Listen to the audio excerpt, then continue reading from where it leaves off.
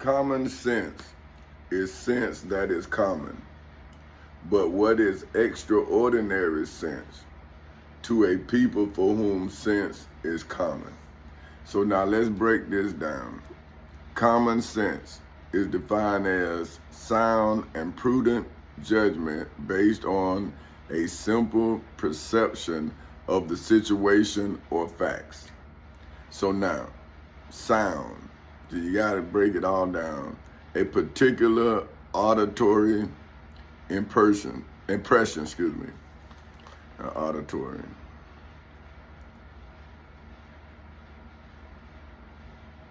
Audience. So that's saying you is the auditory because you are the audience. Or relating to or experienced through hearing. So you hearing it. Okay, so now, so that's sound and prudent, characterized by prudent, which is defined as characterized by arising from or showing prudence. Okay, prudence is the ability to govern and discipline oneself by the use of reason, right?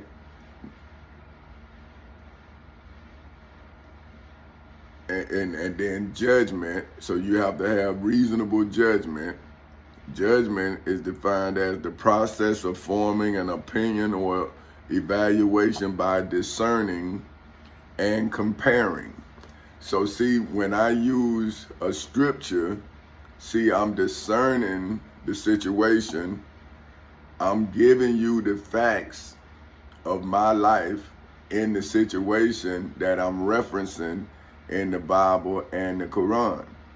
See, I'm saying I'm not learning the Bible or the Quran to learn about Jesus or the Prophet Muhammad or Allah or a God.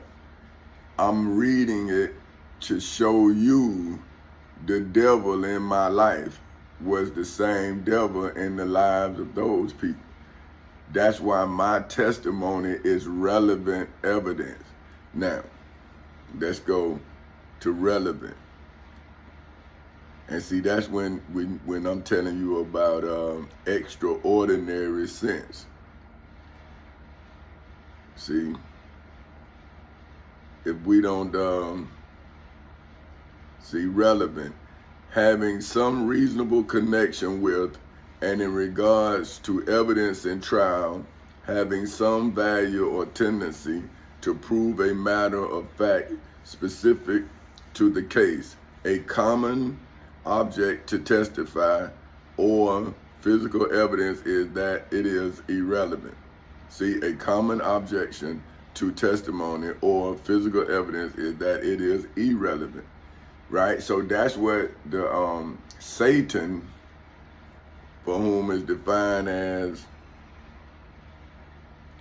the angel who in Jewish belief is commanded by God to tempt humans to sin, to accuse the sinners, and to carry out God's punishment.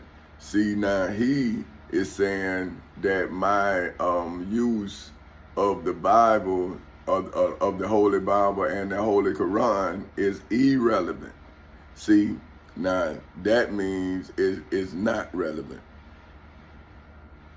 See, but now, how can my life not be relevant to current events? See, now this is what we're saying about, okay, this is current. So you have current, occurring in or existing at the present time. So now they saying that the crime that they committing against me is not relevant to the crime that was committed to Jesus, right? And I'm saying, well, if I didn't burglarize the same house that you now using to judge me, then how is that relevant evidence? And see, that's why they throw you out of court when you make sense.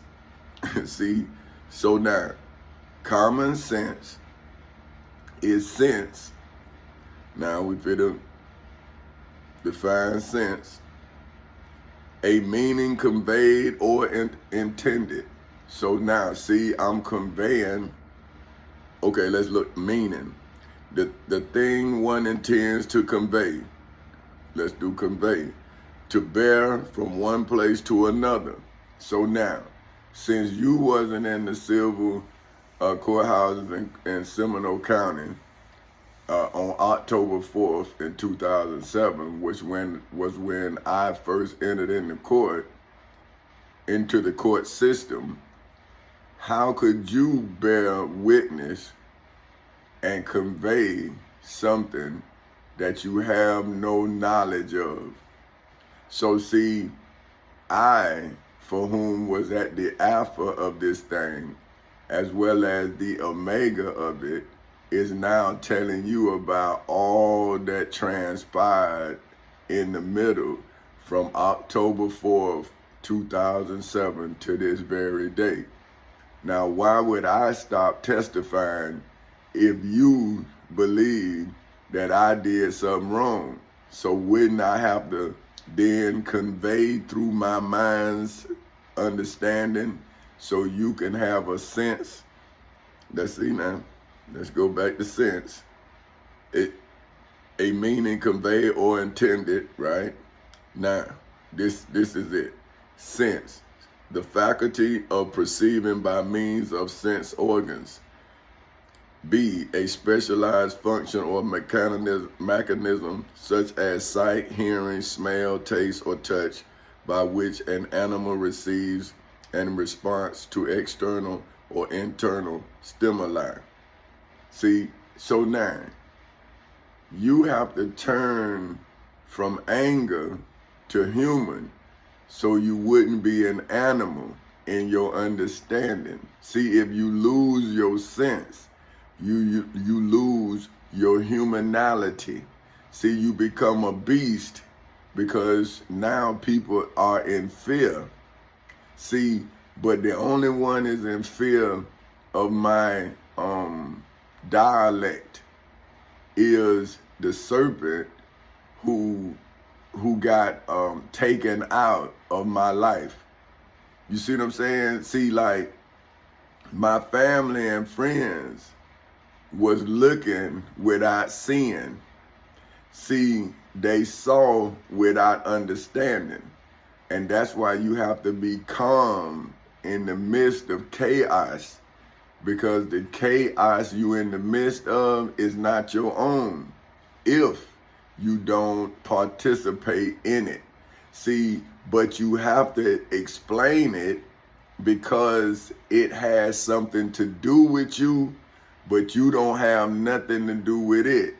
See, that's a lie. See, like, when somebody lie on you, you don't have nothing to do with that lie, but they lying on you. So you have something to do about that lie. Now, people say, man, I don't worry about what nobody say. Yeah, if they beneath you, you don't care about what they say, but you care about what they do.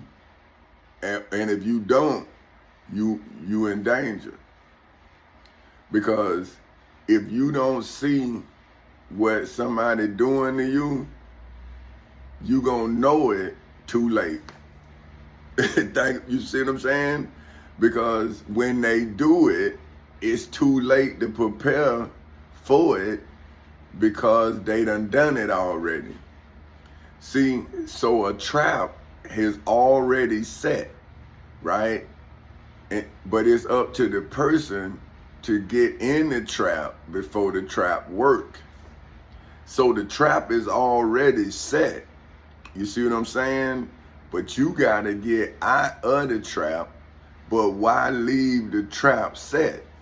At least put a stick in the trap and so it won't catch nobody, right? Like, see, are we animals? Like, an animal may sniff and be wise enough to see that's a trap. But would that animal have the human instinct of a father or of a mother to say that my child might walk in my footsteps, right?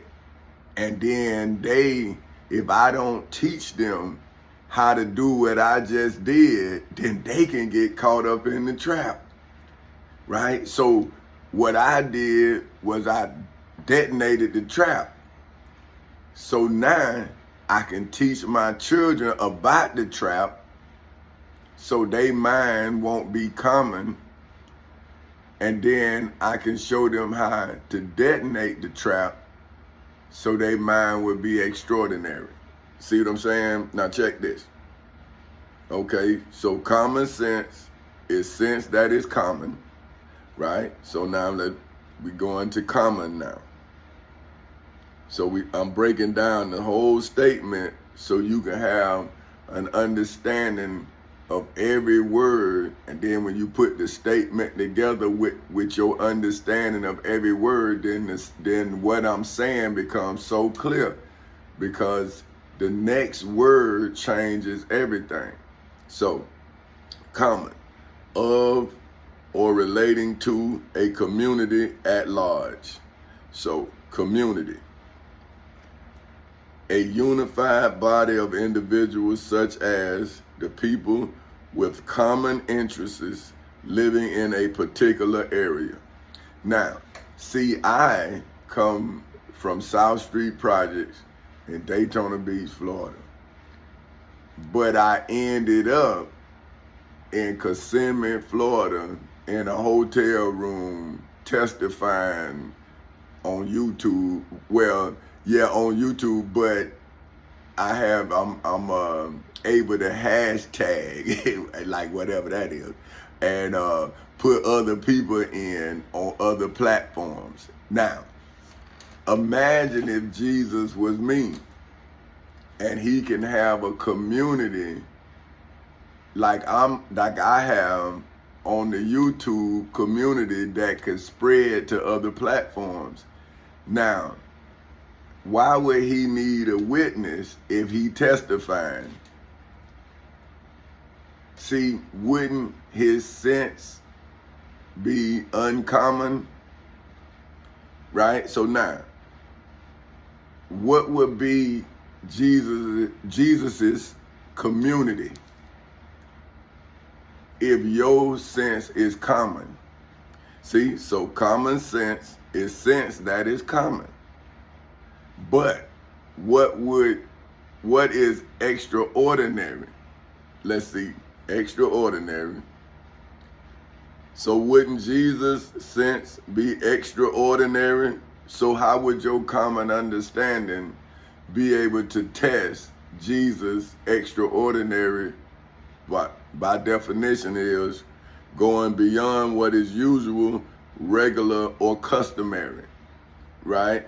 So now, wouldn't your common sense, because if it's common, it's community. So that means not only you think the way you think, right?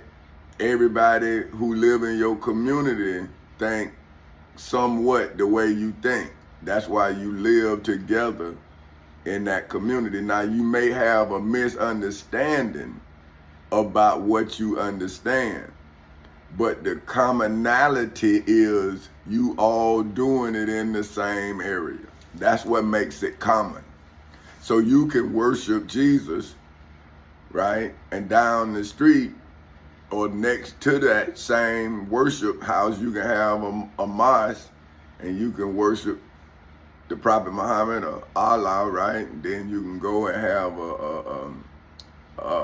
what they call that? A monk, where the monks, I almost said it, but where the monks at, right? And then now that's a whole nother understanding, but the commonality is you sharing the same area, right? But now my thing is, if everybody's learning how to be something, why do everybody act like they don't know nothing? right? Like if I'm learning to be something, then what I am or who I'm trying to be, I should emulate. I shouldn't be angry if I'm learning patience. See, that's a contradiction to the example of what you believe. So if a kid is watching you speak of Jesus and you tell that kid that Jesus is non-violent, but you violent, you don't see the contradiction in your example of what you believe. Then you tell the kid, do as I say, not as I do. So what world is you preparing the kid for? The spiritual world that you escape the real world in? So now the kid is in a contradiction in a real world acting spiritual. See what I'm saying? So who is the problem? The kid or you? So now extraordinary is going beyond. So now when Jesus was me, how did he go beyond when the temple leaders, the high priest Caiaphas, is written that they took Jesus in? Right? They didn't allow Jesus extraordinary sense that was beyond their common understanding to elevate them. So now, if Jesus' extraordinary sense was crucified on Calvary's cross, how did Jesus' extraordinary sense, which is defined as going beyond what is usual, regular, or customary, how did it multiply if you detonated Jesus? You crucified him, you assassinated him, you killed him. Now, you say he came back from the grave, but if he came back from the grave, why isn't he present like Satan and his God or its God is present in the civil and criminal courthouses in Seminole and Orange counties in the state of Florida on August 12, 2008 at 10:40 in the morning? See, the spirit is present, but a spirit, it doesn't have a body. So the evidence of the spirit that surrounds me and that is among this generation is in court. Now, the body that the spirit uses is yours. It's all of you, right? Now, if you do the devil's work, then where's your God's business? See, unless you Satan, you commanded by God, when you do evil, you doing your God's work. Now, I'm going to back it up by scripture. See, this is what I'm saying. So that's extraordinary, which is sense that's going beyond, right, and what is regular or customary. So to a people for whom sense is common. Now, your sense is spiritually common, and I'm going to show you what I'm talking about. I'm going to Proverbs 22, and see, I'm in court, and I have established the goodness and the greatness of my name. Tommy Chancey Castle Sr. It started out, and now it's King Tommy Chancey Castle Sr. of Four Castles Incorporated, because I had to defeat Satan and Satan's God by definition, right? So I have both definitions of Satan in the civil and criminal courthouses in Seminole and Orange counties in the state of Florida, as well as inside of the federal courthouse in the Middle District of Florida for everybody to see, right? But you have to find out about me through this, because Satan couldn't bring me to you without me charging Satan for bringing me to you. But I'm trying to get back to my wife and my kids. So now I'm saying, see, Satan lying to you because he hiding his God from you. You see what I'm saying? But I got him and his God, her and its God, they and their God, whomever, however they want to do it in court, right? So now, the definitions that I have in court is, the first definition is the angel who in Jewish belief is commanded by God to tempt humans to sin, to accuse the sinners, and to carry out God's punishment. And the second is the rebellious angel who in Christian belief is the adversary of God and the Lord of evil in the civil and criminal courthouses in Seminole and Orange counties in the state of Florida ever since August 12, 2008 at 10:40 in the morning. See, so even according to the definition of Satan, now he's in rebellion.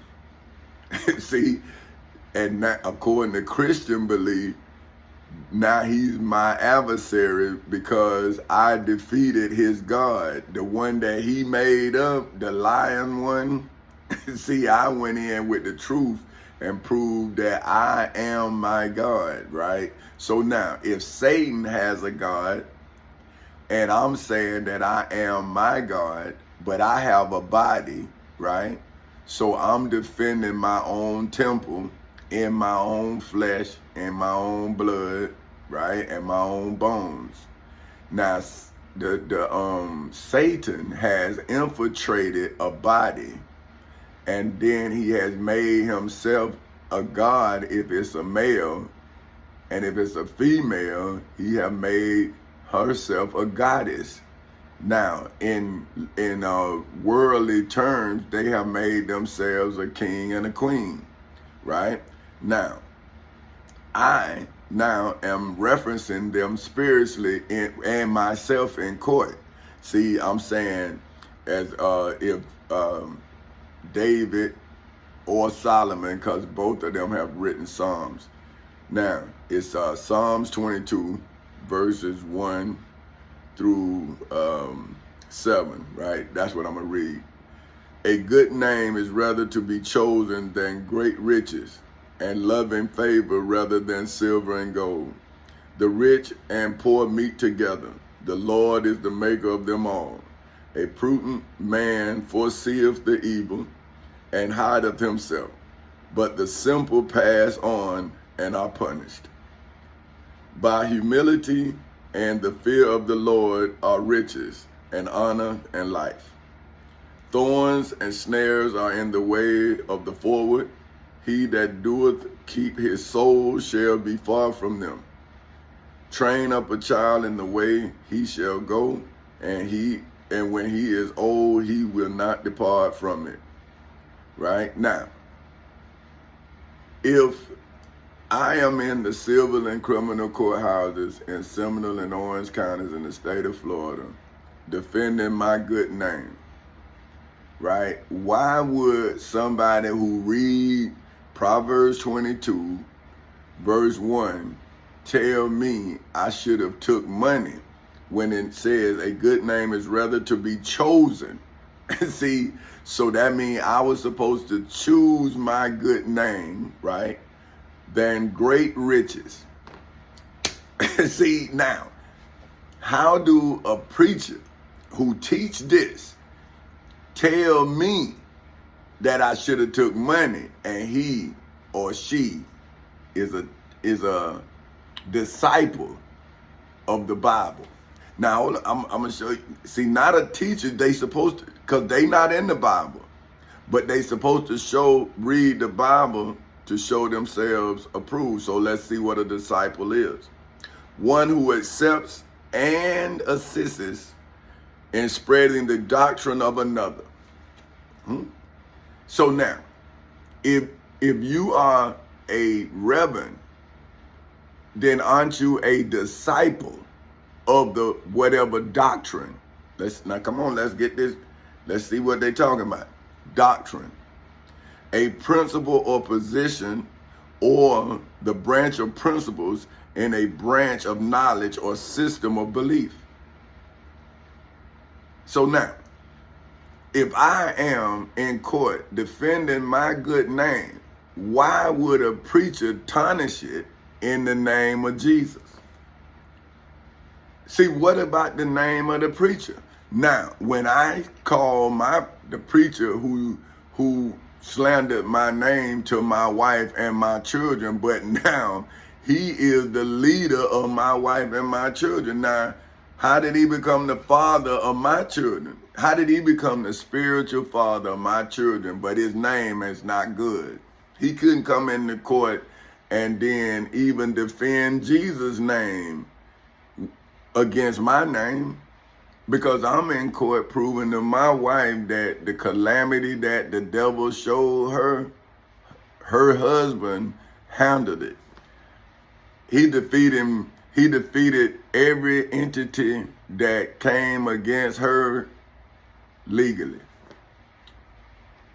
And he established his name as he established his greatness in the civil and criminal courthouses in Seminole and Orange counties in the state of Florida on August 12, 2008 at 10:40 in the morning. And then he did it again in the federal courthouse in the Middle District of Florida on February 20th in 2018 at 9:20 in the morning. See, man, I got my own testimony. I don't have to use Jesus' testimony. See, but you, who pastor Willie C. Barnes, who pastor Macedonia Missionary Baptist Church, where's your good name, brother? Stand up, man. Stand up with me. See, I went into court to prove to my wife that the reason why I didn't pray to Jesus, because I didn't need to. See, but the Satan, he need to pray to Jesus. That don't nobody believe. That Jesus even said when he was Jesus of Nazareth of Galilee, that I, according to Matthew 10, hold on, let me show you. Wait, no, I don't know. I'm gonna have to come back, because Matthew 10 is another one, but that I like. But I'm gonna come back on the next one and I'm gonna show you on that. But what I'm saying is, so I chose my good name, but I had already achieved riches monetarily. See, that's why they had to take my riches. So now, hold on. It say a good name is rather to be chosen than great riches. So that means that as I built my name, I also grew riches. That's why Satan had to take my riches in hopes of tarnishing my name. Now, he tarnished my history, but I have taken him out of my story and I've given him his own history. See, that's why history now has two faces. His, its, and their face is on the deep. That's why they are defendants in the civil and criminal courthouses in Seminole and Orange counties in the state of Florida ever since August 12, 2008 at 10:40 in the morning. See what I'm saying? See, then in the civil and criminal courthouses, see, they started moving and we started fighting like Esau and Jacob fought in the womb of Rebekah. See, but the womb now is the justice system, right? So we in the justice system's womb fighting. See, but this time he tried to starve me, but I fed my mind and I was able to sustain my body. See, so as long as I fed my mind, I could then supplement my body with supplements. See, so I take vitamins, I take to give my body what I couldn't give it through nourishment. I gave it through supplements, but I fed my mind abundantly. See, that's why my cup is runneth over. See, but my body is getting weary, because as I get older, my body gets weaker naturally. But what my mind has done is it has transcended the situation to where my body becomes strong enough. See what I'm saying? See, I don't need it to be more. I just need it to be efficient. You see what I'm saying? So now my good name is efficient enough to then gather the riches necessary to be chosen. See, now I'm asking to be chosen because of my knowledge, not because of my monetary value, but because of my wisdom, because of how I survived is now why my name is good.